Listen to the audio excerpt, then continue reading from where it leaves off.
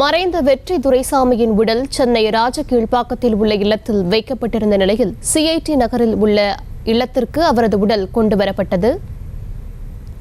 இது குறித்தான கூடுதல் விவரங்களை செய்தியாளர் அன்வர் வழங்கிட கேட்கலாம். வணக்கம் அன்வர், விவரங்களை வழங்கலாம்.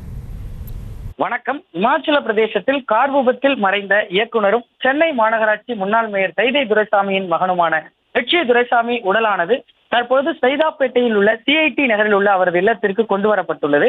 சினிமா படப்பிடிப்புக்கான இடம் தேர்வு செய்வதற்காக இமாச்சல பிரதேசம் சென்ற நிலையில் அங்கு கட்டுப்பாட்டை இழந்த கார் சட்லஜ் நதிக்கரையில் ஆழ்ந்த பள்ளத்தாக்கில் விழுந்து விபத்து ஏற்பட்டது.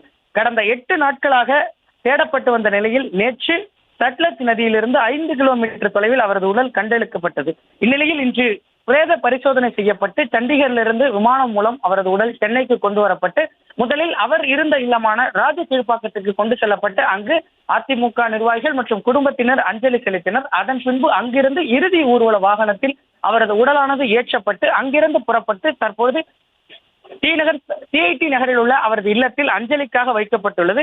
இந்நிலையில் மறைந்த வெற்றி துரைசாமி உடலுக்கு அஞ்சலி செலுத்த அதிமுக அவைத்தலைவர் தமிழ்மகன் ஹுசைன், பொன்னையன், கோகுல இந்திரா உள்ளிட்ட கடம்பூர் ராஜு உள்ளிட்ட முன்னாள் அமைச்சர்கள் மற்றும் பாஜக மாநில தலைவர் அண்ணாமலை, விடுதலை சிறுத்தைகள் கட்சி தலைவர் தொல் திருமாவளவன், மதிமுக பொதுச் செயலாளர் வைகோ, சசிகலா, ஓபிஎஸ் அணி சார்பில் ஜேசிடி பிரபாகர், காங்கிரஸ் சட்டமன்ற குழு தலைவர் செல்வ பெருந்தகை உள்ளிட்ட அரசியல் கட்சி தலைவர்கள் அஞ்சலி செலுத்தி வருகின்றனர்.